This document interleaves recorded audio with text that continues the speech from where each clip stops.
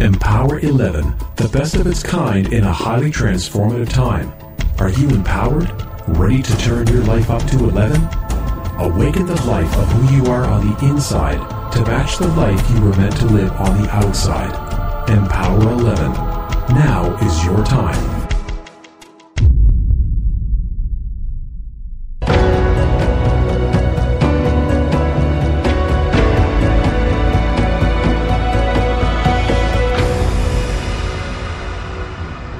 Empower 11 Radio.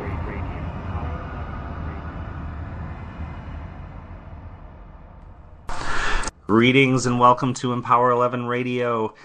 This is the live 1-hour show that was brought to you every Wednesday.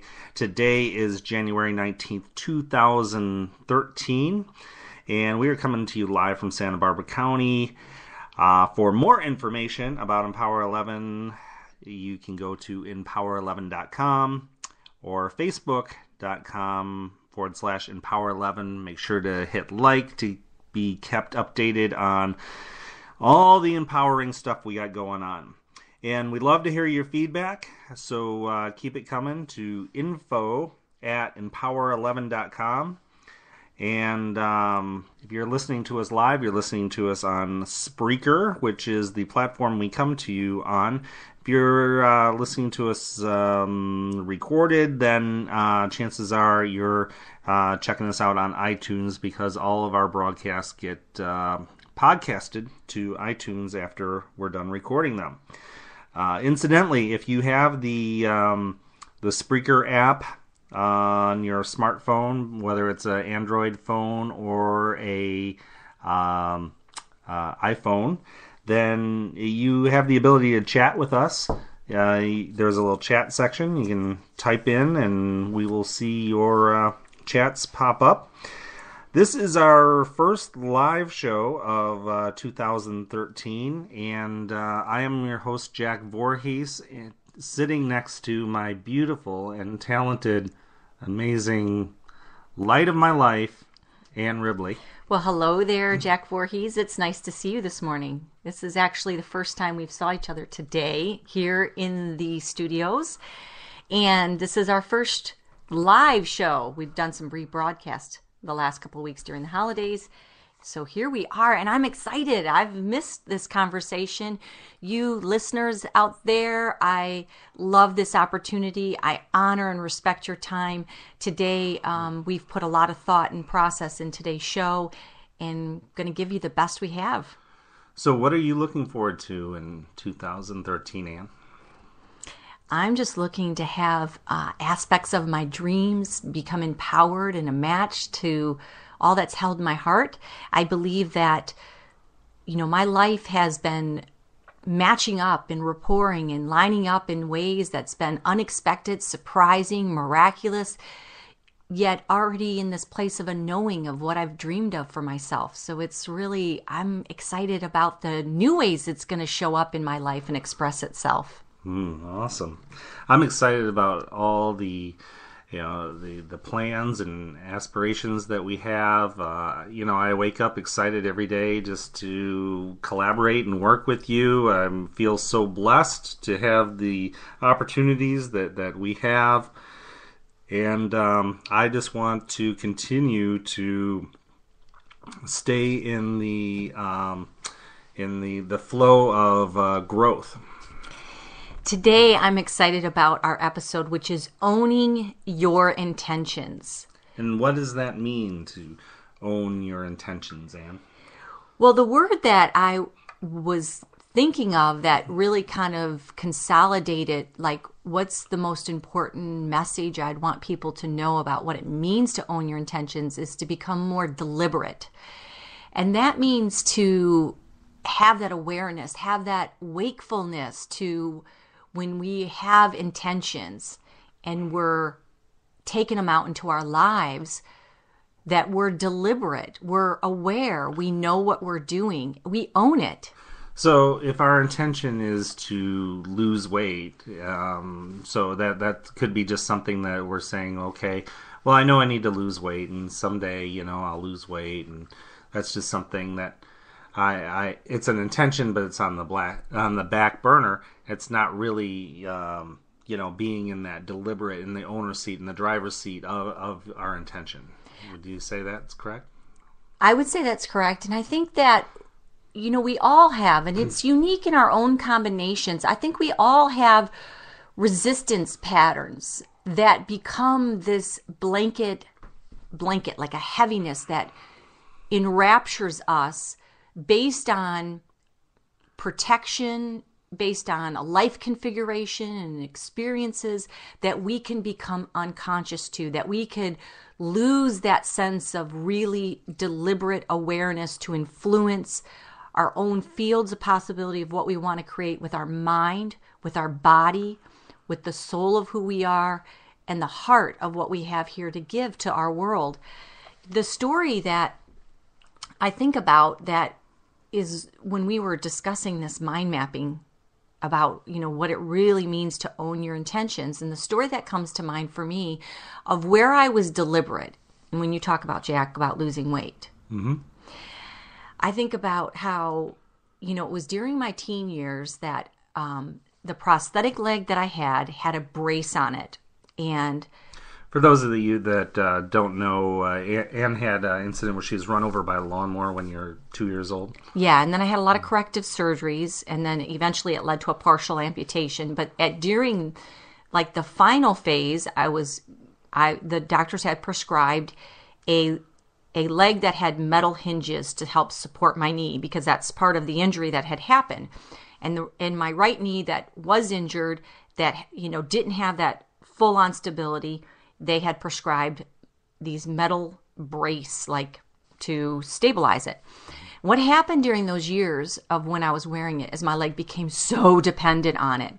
And there was just something in me, that knew that this was not going to be a match to a life of feeling empowered with a leg that would be strong. I could feel it becoming dependent. And so at that time in my teen years, I spoke to my orthopedic doctor and orthopedic surgeon, and I kept saying to him, I want to get off of this brace. And so he had said to me, as soon as you turn 18, Ann, and I know you're not going to hurt your leg, I will give a prescription for that. And man, when I turned 18, it was actually when I was 19 that I went in and began the process. And so my whole point about what this story is going to tell is when you own your intention and how powerful it is and how transforming it is. I went in there at 19 and began the process. And here's what happened. I could not take one single step without my leg wanting to give out, my knee wanting to give out. And it was a year. It took me a full year to be able to actually walk a full day on a new prosthetic leg that had no knee brace on it. Okay, so you're talking I was 20 then. By the time I had reached that point where I could walk a whole day on this new leg that it was not being sort of artificially stabilized. And on a leg that today the doctors don't understand how you're able to walk on it. Well, so that's what I was going to say. My intention was to be strong with my leg. I owned it. It was an intention that I owned so strongly that my whole life configured around it. And when I configured around that place with my life, fast forward to 25 years later, which is where I am now, I actually have a leg that people don't even know how I walk on this knee the way that I do and how I have the level of activity that I do. But this came from owning that intention for myself, owning that intention for my knee to be strong, to be independent. So when we look at our lives, we look at our love relationships, we look at our purpose, we look at our wealth. When we own that intention with every ounce of our being, and we move forward step by step and build that momentum. And it was literally step by step for you. It was. And now you can stand you can bear full weight on your leg. Yeah, that was my most recent triumph. So I believe that when we own our intentions, the energy of it becomes expanding versus diminishing. So, I know that part of owning our intentions is to have this a very clear vision of what our intentions are. The stronger our vision, the more apt it is to actually become a reality. Because when we have this really clear vision, strong vision, we can see it, we own it, it is ours, then that starts the way of setting the course, like you did with your leg. And you set the course. You say, when I turn 18, I'm going to do this, and you had a very strong vision of that, and that actually helped you to move forward in that.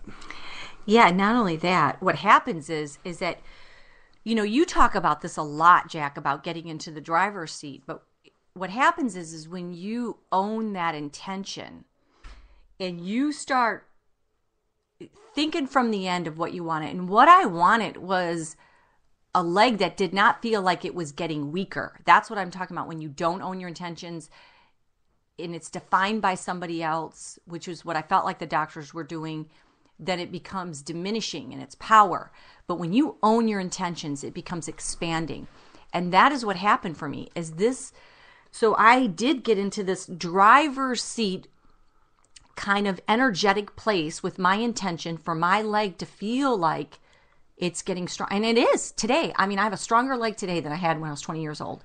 Yeah, it's amazing to me how many other people want to own our intentions. They do it in a caring and loving way. But people that we care about, or our parents, or what have you, will try to shape you and shift you in a direction that is, it's not in a place of your intentions. It's more in a place of their intentions, and they know best for you. So they try to lay that on you, and when you get into letting somebody else drive your intentions, then you're getting out of driving your own intentions. That's not true ownership of your intentions. Well, I liked what you said, Jack, about letting someone else drive your intentions, because you always talk about getting in the driver's seat of your life, which is then who's driving the car. It's like, do you have a car packed with all this noise in your head of other people's voices, other people's intentions, all mixing up? Imagine, how we navigate through our lives when we have all these powers of influence and just blowing us all over the road with where we're going in our lives with our intentions. And sometimes it's easy to get into that way of letting somebody else own your intentions, because you can say, well, they know best. They're more experienced than I. I mean, there's a million things you can tell yourself to actually not own your own intentions. To get on somebody else's path that isn't in the truth of who you are. And whenever that happens, I mean, that is just not an empowering place to be. Well, I agree with you, Jack. You said like driving your car and not being clear on that. It's like driving on a slippery slope. I mean, even as aware and awake and observant as I am, even in my own life, it's easy to still sometimes allow that sleepfulness or that fuzziness to happen, where you can get influenced. And that's a place that, why meditation is so important, because that stillness roots that truth of what are your intentions? What should you be doing that belongs to you, that you can take ownership of? Because when you're thinking from the end.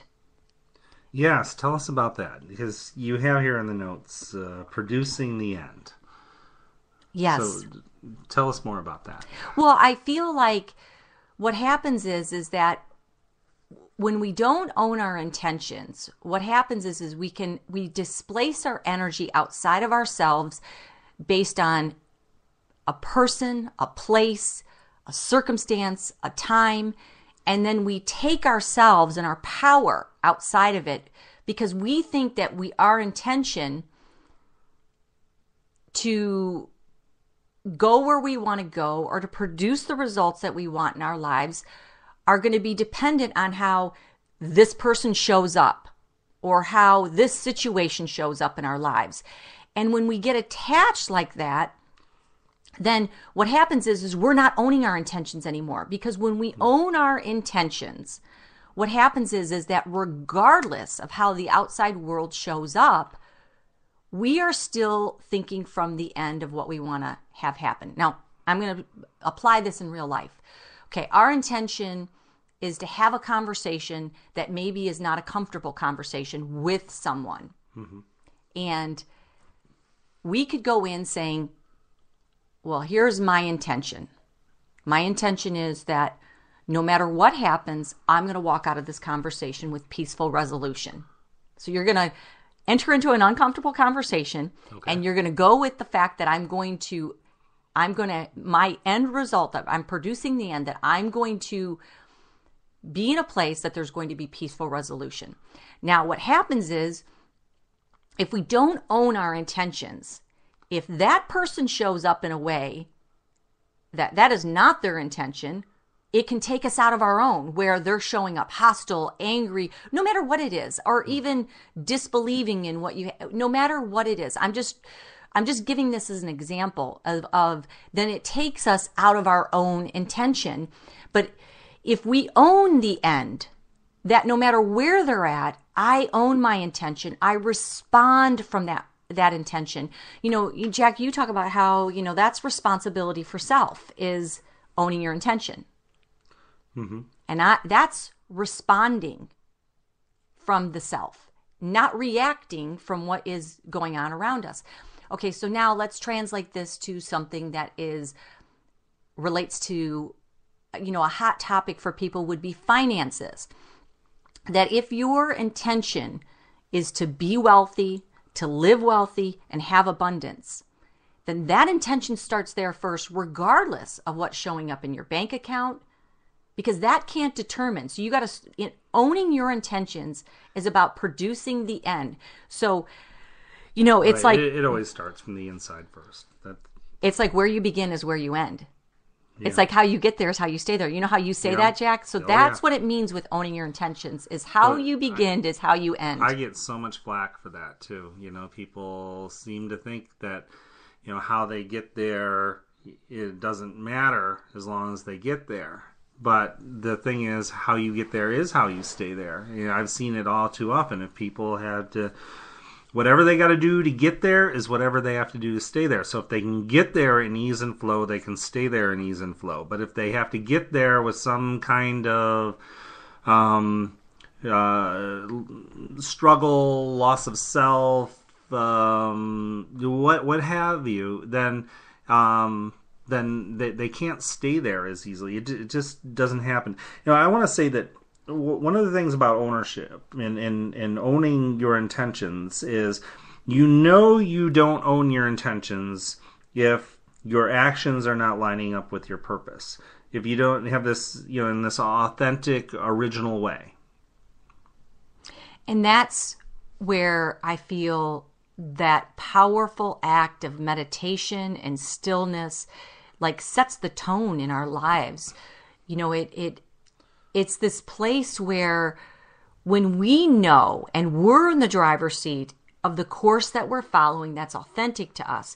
Now, that removing the resistance is all these outside expectations of people, places, things. Like, okay, if my intention is to make more money, and here's how I'm going to do it. That's pretty vague intention, though. Truthfully, I mean, the clear that isn't, having a really clear vision. If your intention is to make more money, it's what does that look like? What does that taste like? What does that feel like? You got to ask yourself this question. Get really clear about that. Well, okay, so this is where, Jack, you talk a lot of times about having that vision, and then you go back to the vision is the feeling.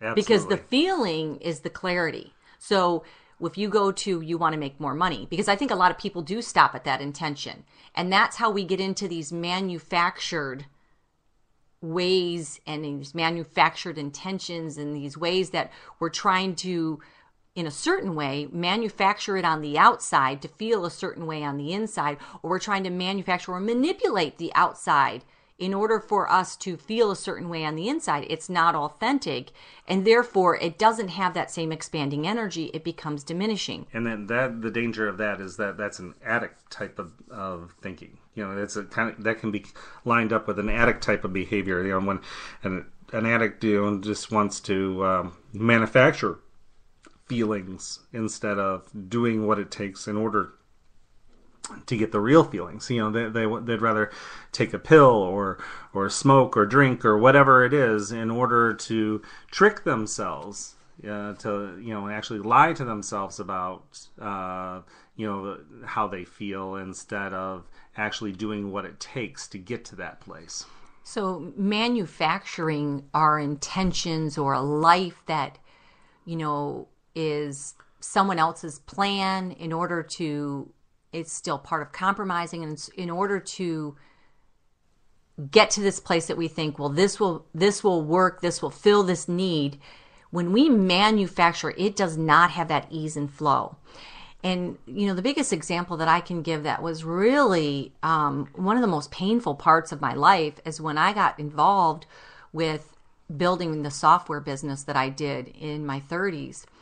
I mean, it was a big deal. It was a lot of money at stake, and it was a huge conglomerate of an enterprise. And what happened is this all came from trying to manufacture an intention of freedom for myself.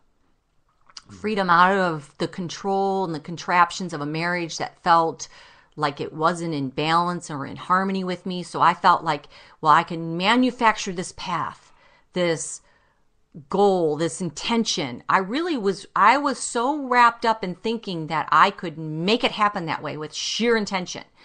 But it was manufactured. I mean, I had to go through that experience to realize it took so much energy. It didn't have that ease and flow. And it wasn't, okay, so once I thought, okay, I manufactured this whole intention. I did this whole business conglomerate. And it was hard. It was painful. And what happened is I thought I was going to manufacture this way, that I was going to succeed, and then I was going to live my dreams. Well, that pain that you're talking about, there can be pain associated with, well, I don't know if I should say pain, but there's there's the aspect of that it takes true courage. It can really take some strength of character to own your intentions, because any other people will say, no, man, you're doing it all wrong. You got to go this way or you got to go that way. And it's like, listen, I'll show you how to do it. And, to stay true to your own intentions, to your own purpose, those things, I mean, that can take a real true grit. Well, when you talk about it's easy to get talked into other people's plans, other people's intentions, I mean, that's what kept me down that path and got it more complicated for a longer period of time in my life, was because I had this high-level consultant. I mean, somebody was very reputable, someone that could seem in the logical reasoning part of your mind like advice and strategy that should be followed. What happened was, though, it was still all manufactured. There was a part of me that I knew, this doesn't line up. This is not the way I want to be doing this. But I followed the reason and logic of what I thought was sheer intention to make something happen. But I know it was manufactured. I mean, if there's one most powerful question you could ask of yourself right now to know if you are owning your intention is, how much manufacturing do you have to do? How much do you have to manufacture to muster it up to make it happen? Because I really feel that it's not going to lead to that true expanding place in our lives that we want, that's in rapport. So when I had my whole about shift and my whole orientation shift that I had, where I really started owning my intention, is that I got true and authentic and knew that when I start following what's real and truthful to me, that the universe was then going to start matching up those intentions to what felt good to me. I mean, if we just start following, how do we feel? Because it is a feeling in our intentions. It's a feeling from the end, unattached to people, places, and things. And it's a feeling in the now. This now feeling, how does this feel to us right now? When we get into our true intentions, beyond the mind, we can actually start to find a lot of power of what's truthful and authentic to us. Right. I mean, it's manufactured if it isn't in ease and flow, and it just doesn't feel karmically correct to you. It just doesn't. It should just fit you like that perfect fitting pair of jeans, or just that feeling that like, oh yeah, this feels good. This feels right. This is karmically correct. I'm in rapport with this. This leads to happiness. This leads to harmony. This leads, this real fulfillment, real joy. The stuff that isn't just in the quick fix. It's that slow progression of easing into what is right for you. Well, that is exactly what happened to me when I went through such a life transformation in a chaotic period where it felt like the business, the software, my marriage, and things were not working. What happened is when I talk about not attaching it to people, places, or things, what happened is I started to get into this feeling of what was true to me, of what love should feel like, my intention of what is a loving relationship. And then what I did is I began to disassociate from all interactions, because that was no longer my intention, that did not feel good and loving. And what happened is I didn't look at my current spouse that I had at that time as he's not the one, or he is the one, or my intention to make it happen or not happen. What I did is I owned my intention of what a loving relationship should feel like. And whenever it showed up in our marriage configuration at that time that did not feel loving, I began to disassociate with those behaviors and those interactions. And that's back to my point I was making about you get clear about what your end is that you're wanting to produce. And so then what happened is gracefully, because that's one of my mantras, is that which supports me boldly steps forward, and that which doesn't gracefully steps down. Now that mantra of flow truly works I love that mantra. When we own our intentions. And so I started really being in that place in my marriage. And what happened is there started to be what was a graceful step down. There was more disassociation that started happening till eventually, the marriage was over. But what was growing in me was my intention of what a love relationship should feel like. And then here, I didn't even go looking. My intentions drew to me when you and I started working together, Jack. I mean, and this happened through time, not and like you started working your witchcraft on me, putting your love spell on me. But it really happened organically, and that's that part, Jack. When you talk about it should be an ease and flow and harmony, there's an organicness that happens in our lives that is just natural and flowing, and that happens the more we own our intentions. Yeah, I'm no stranger to having those aspects that have happened to me where I'm moving forward in what I think is correct, and people are telling me that I'm crazy. And I watched a video last night, an old video that I'd put online, and I have this one line that I said, people have been telling me I'm crazy all my life. I'm getting used to it. And,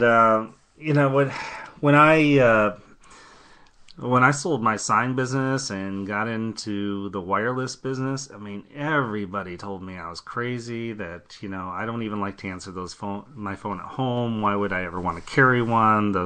That's ridiculous, And, at that time there was just really expensive, and but here we are today. I mean, I think I might know one person that doesn't have a cell phone, and that's one or two people and it's really switched around. But if I would have listened to them, then I wouldn't have gone and broken all those wireless records, and I wouldn't have made all that money in the wireless business.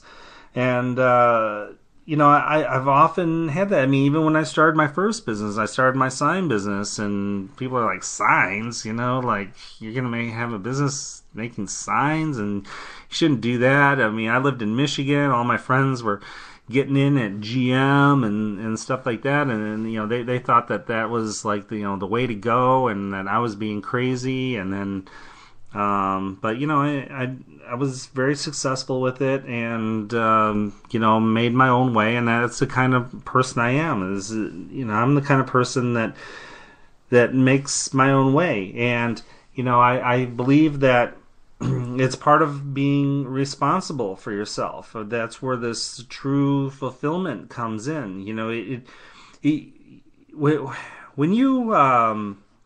When you get into this place of rapport, when you are kind of like in the you business, you have this unique advantage because nobody can be you like you, and that's a gift. There's no one can be you like you. I mean, you have unique gifts. I believe that everybody comes into this world with their own unique gifts. And it's the people that can get into that really good place within themselves and develop those gifts and present those gifts to the world. Those are the people that will reap the most rewards.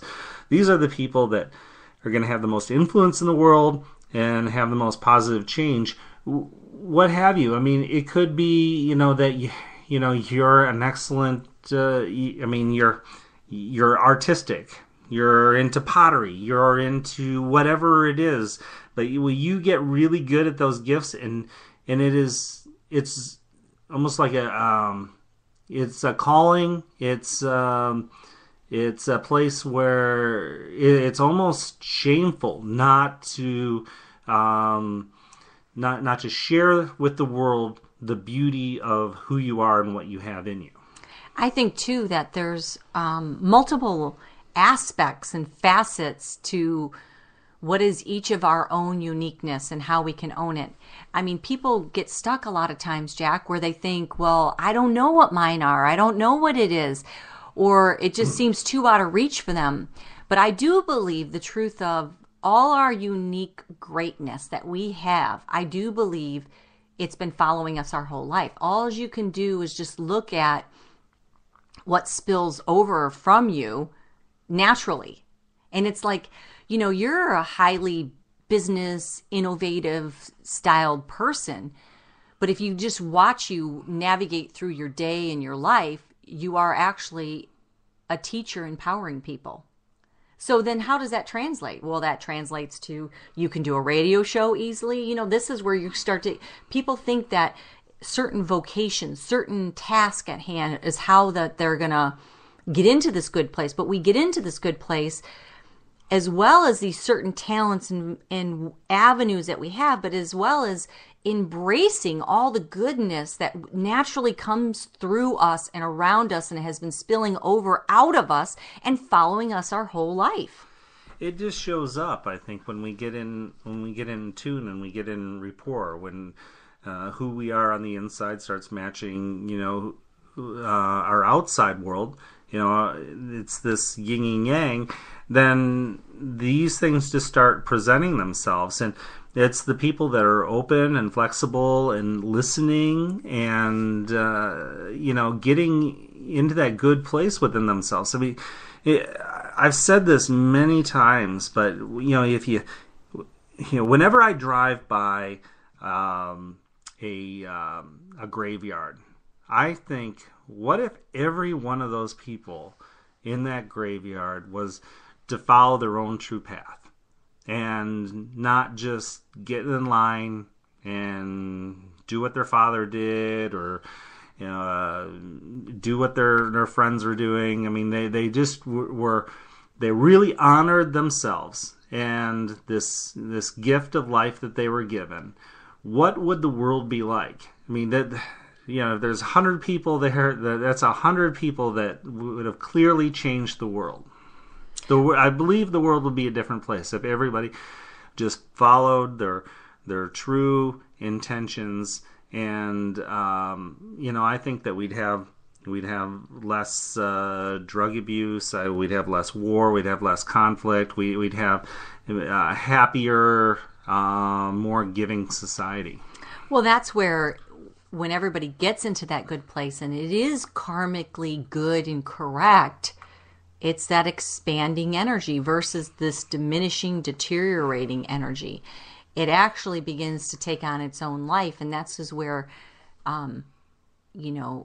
relatives that have passed on really good vibration, it gets carried forth generation after generation. And this is where, great leaders like Martin Luther King, he didn't stand in line and do as everybody else was doing. He got into that good place within himself and he shared it with the world. And that impact had this expanding awareness, this expanding energy that still is alive and expanding today. So it's your gift, and no one can execute your true intentions better than you. So don't give it away. And that's a pure essence of owning your intentions. Life is constantly in this state of growth. And when we ask ourselves, where can we get into our own state of growth in an ease and flow that's authentic to us, that's organic to us, that doesn't require all this manufacturing? I mean, when you look at nature and you look at how when we take seeds and we plant them into environments that are inherently natural, where they belong, they expand, they take on their own life very easily with minimal effort because it's organic, it's authentic, it's in a match, it's in a vibrational harmony with the possibility that that seed holds and what the environment around it has.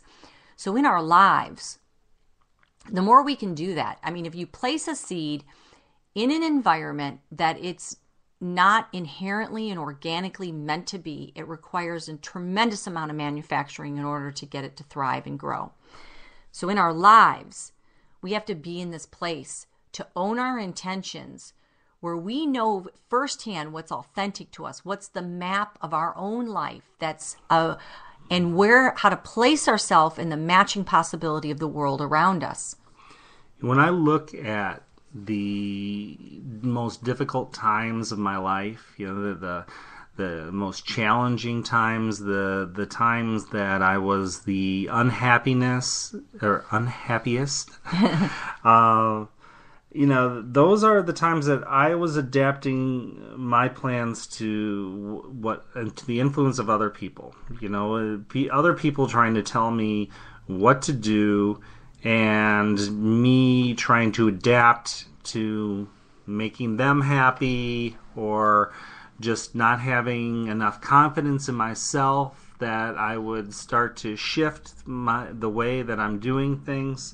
And when I got into those areas, I mean, those are some really difficult times in my life. They were like some really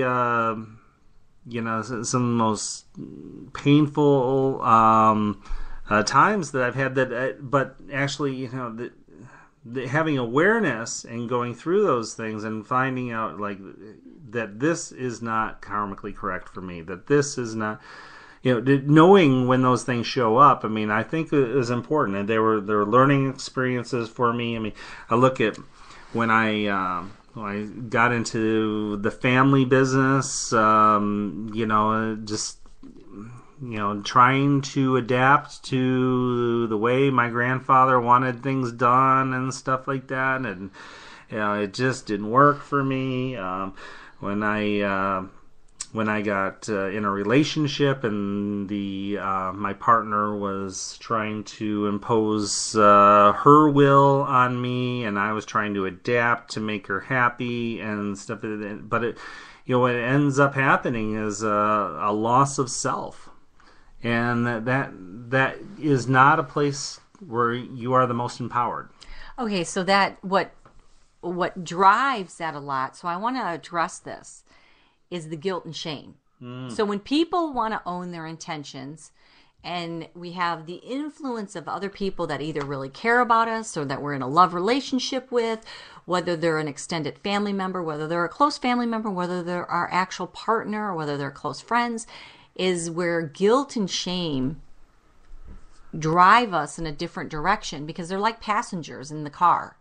Yeah, Using that kind of navigational skills to influence the way we're supposed to be in the driver's seat, driving our own, path in life. Yeah, I know a story, and I'll leave out the names to protect the innocent. But this woman is driving through a parking lot, and her boyfriend was with her, and her boyfriend said, park here, and she was like, no, I'm gonna park over here, and he got so upset that that was it. He left. And it's just kind of it's crazy thing that people can get so adamant about telling you how to live your life that they just can't accept it when you don't. So then how do you... okay, go on. But there is this aspect about what happens when people start living their true intentions. They can get a lot of flack from other people that... especially people that are like those just get in line and don't say anything kind of people, those people that just that aren't living their true intentions. So when they see other people starting to try to live their true intentions, that become very threatening to them, because they don't want to look at themselves in that way. Well, I think too that people... if they're using other people, this is back to what I was saying, that when we own our intentions and we own it in the truest place, in alignment and rapport with that true, good, karmically correct place, it actually begins to get unattached to people, places, and things. So when we're in a relationship with somebody, I want to go back to this, Jack, because I think this is important in people's lives. And we're imposing these intentions on other people. There is a form where we are somebody could be manufacturing their intention in order for them to feel good. You have to do it this way, or else our lives don't work, and I make you feel guilty and bad and shameful. Mm-hmm. And it confuses people to own their own intentions. You know what your problem is? You just don't listen to me enough. Yeah, so I want to if you just listened to me and did what I told you to, everything would be great. Yeah, so when you were saying about being in a relationship and you lose yourself, I just want to talk to that for a second here. Okay, let's talk to that for a second here. Well, how did you get yourself out of the guilt and shame? Well... because that's powerful. I mean, these are like passengers in energies that can be around us or in our heads that can influence a way to take us out of owning our own intentions. Well, I mean, there was some moments of clarity that came, into this whole fogginess of despair and stuff. I mean, I there was a few things. There was one. There's a friend of mine that pulled me into another room one day and said, "This isn't you." And I really didn't see that at the time when he was telling me this wasn't me. But it did give me a lot of strength as I was getting out of that, to like recall those words. But it's just there's a point for me where I was like, enough is enough, and I'm not going to continue to do this anymore. I'm just. I can no longer live in this way. Well, that's right out of the Tao Ching. It's like enough is enough, and I can't do this anymore. That's where actually shift and change comes from, and we don't have to curse that. We can actually embrace it. There's a merging with what is, even when it's not showing up in the what is the way we want it. That we actually get to merging with it. To actually, the energy of it will give us the travel momentum to get to the other side of it. So I was just going to go out and buy a truck and a rope and You were? No, we saw this movie recently. What was the name of the movie? This is 40 by Judd Apatow. Oh yeah, and the end of it, at the end they played this blooper, and it was just this woman, like, she was so fed up. She was just like, she was gonna go get a truck and get her some rope and just tie people to the truck and drag them all over the town, and it was so funny that I was crying at the end of the movie because I was laughing so hard. I was surprised at how good that movie was. It had a lot of honesty to it. And, and honesty speaks to us, that clarity. So you were saying that when someone gave you those words, those honest words, you weren't even equipped to really hear it. But then when you were getting honest with your life, yes, it actually became a source of strength for you. Yeah, I mean, when he originally talked to me, I was like, yeah, I know, I get it, okay, blah, blah, blah. But when actually I started to really get into that truthful place, then, and it was different. Those were really empowering words for me. So, the how-tos to own your own intentions is to have awake actions. And that's what we're talking about, getting into this really honest place where the outside noise has no power in determining what is the truthful inside knowing for our own life. This truth, this picture perfect life, is a powerful vision and intention, but know that it isn't really. It can show up in ways other than how we picture it. We picture things in this way that we want them to be, but it's actually the feeling. If we really focus on the feeling of how we want it to be, that is a more powerful place to be, because our society and everything is like, that feeling of driving that shiny car, that red car convertible, driving down the road, whatever, with the wind blowing in our hair. But the feeling could actually come from galloping across the beach on a horse. That you just have to be open to the way that life starts supporting you, because when you start honoring your life, then your life will start honoring you back.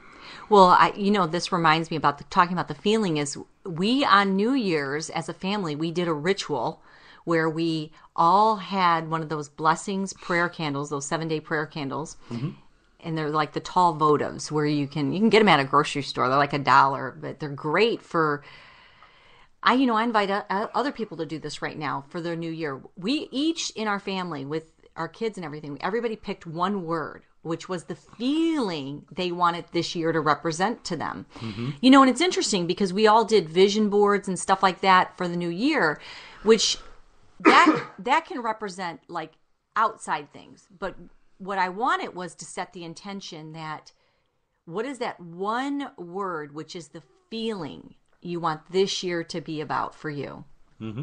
And I invite everybody just to start isolating it down to what is that feeling right now that you want to own that intention for this year to be for you. That's a powerful exercise, and rituals are absolutely, a necessity. It's these rituals. We did a whole show on rituals. I invite you to go back and listen to that show. We got a lot of really good feedback from that show. Probably most feedback we've gotten from any show is the rituals. And, in order to have your intentions become reality, then it's all about the rituals and the things that you do daily on the course to get you there. Which, speaking of rituals, I'm a big advocate of the new moon and full moon rituals.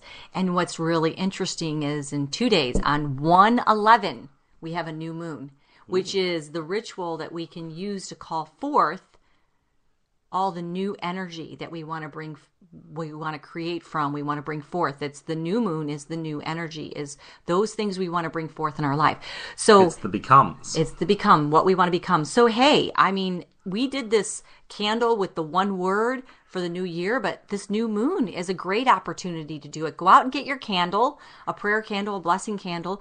Come up with that one word, write it on your candle. I just used everybody used a Sharpie marker. They said their word. I mean, you could start to really root that intention just by taking that one ritual. I mean, there's the daily rituals we do, and then there's these set aside, honoring, impactful rituals that we do that somehow trap our energy and release it and expand it in big, powerful ways in our lives. So on 1/11, we have a new moon, and we can really, create some snap, crackle, and pop. Yeah, that's a great time. I mean, we really gotta bring some awareness to this 1/11 date, because that's a great time for a new moon. And, and I mean, when we first got together, some of the things that you would present seemed a little airy-fairy to me, until I started seeing the results, and they're undeniable. And we could have a whole show of stories about the results, but we don't have time for that. So part of the how to own your own intentions is. I need to say one thing. Okay. I need to make one comment to the airy-fairy thing. Airy-fairy. Okay. Because it can sound like that. I know that myself with the new moon and the full moon. But you know what's crazy?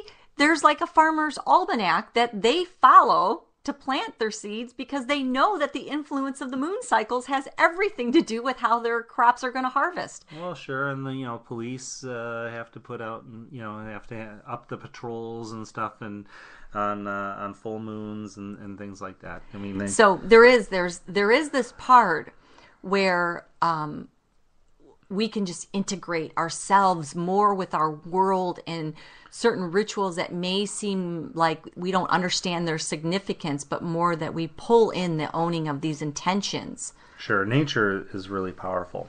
And the universe is a really powerful force, and everything is vibrating. And when we get into that really good harmony with that inner part of who we are, with the outer part of the world and the universe, and when we get into that good, powerful vibration, things just seem to flow. I mean, have you ever had one of those days where things just started just snap, crackle, and pop? I mean, everything just started going your way and everything, and that is because you were in tune.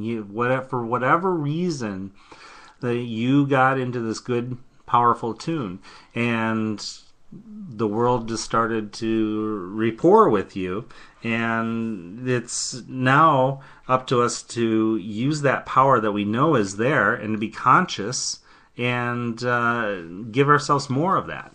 Yeah, that's where it goes beyond the mind. It doesn't mean you don't use the mind and logic.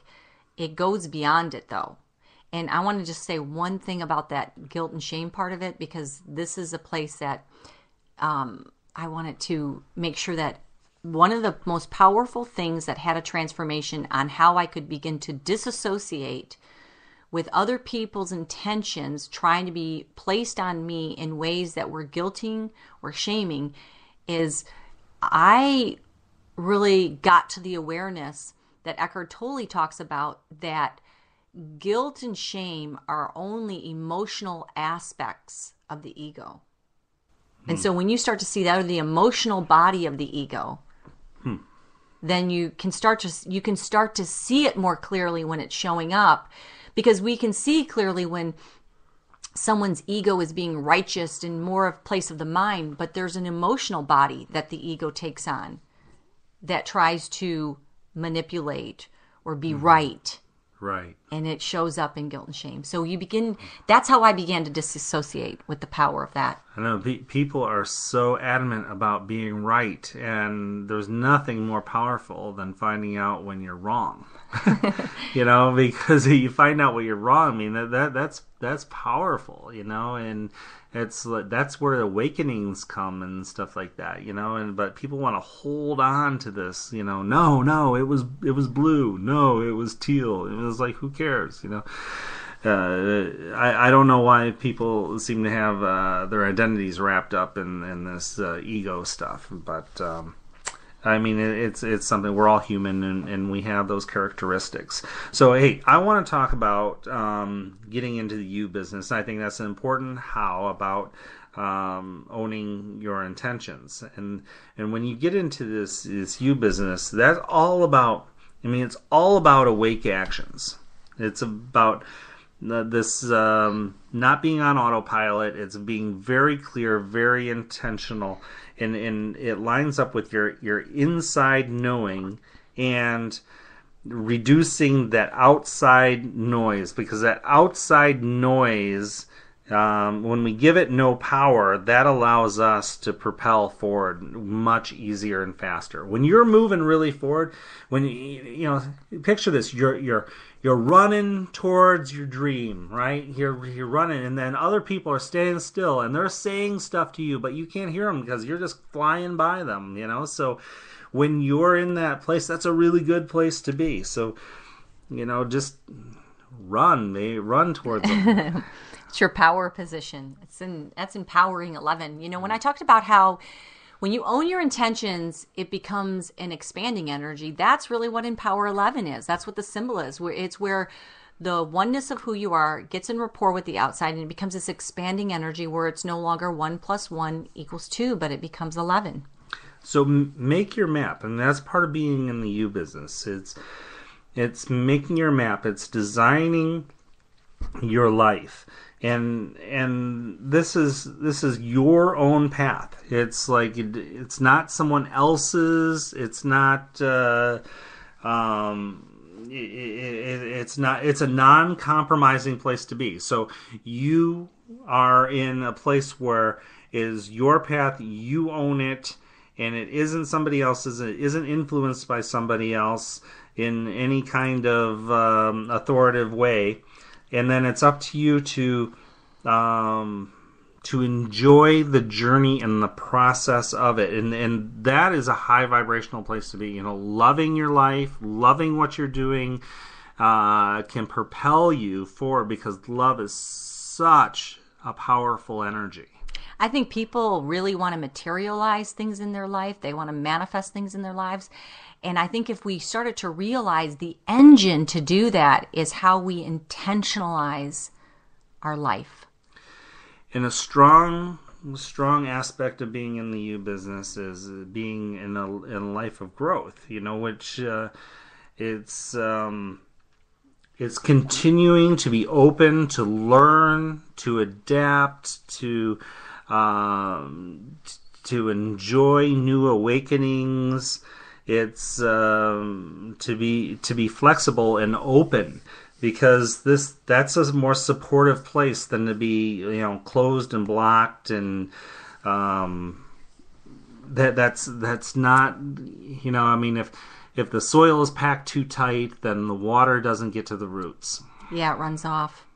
So it's getting our energy into this opening, receiving, nourishing place.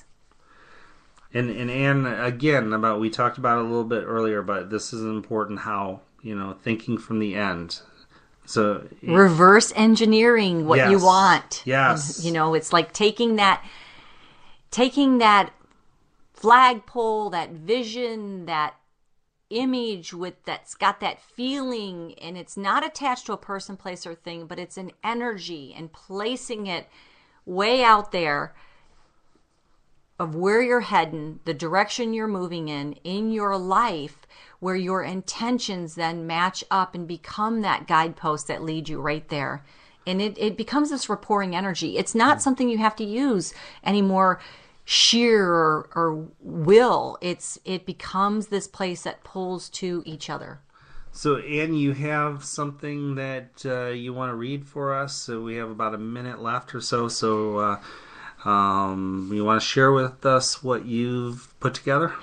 Yeah, I want to just close out today with the powerful process of owning our intentions.